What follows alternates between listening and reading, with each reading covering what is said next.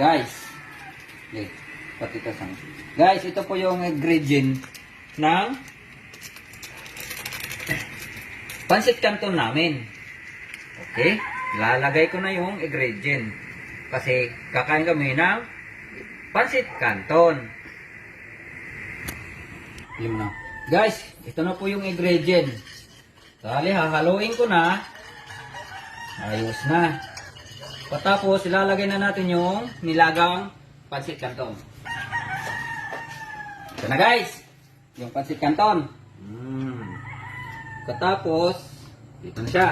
Hahaluin natin. So, itong pansit canton, yummy yummy, pag kinain, busog sarap. Yummy yummy. Ito naman yung ini-slice na pagkain, ang tawag nito, sliced bread. Pero, isa siyang bread na pag sinamahan natin ng pansit canton, ganito oh. Pagkatapos, ipitin. Pagkatapos, kainin.